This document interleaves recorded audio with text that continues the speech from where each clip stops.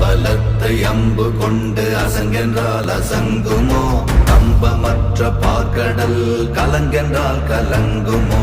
இன்பமற்ற யோகியை இருளும் வந்து அணுகுமோ? செம்பொன்னம்பலத்துளே தெளிந்ததே சிவாயமே. ஓம் நமச்சிவாய ஓம் ஓம் நமச்சிவாய ஓம் நமச்சிவாய ஓம் ஓம் நமச்சிவாய ஓம் நமச்சிவாய ஓம் ஓம் நமச்சிவாய ஓம் நமச்சிவாய ஓம் ஓம் நமச்சிவாய.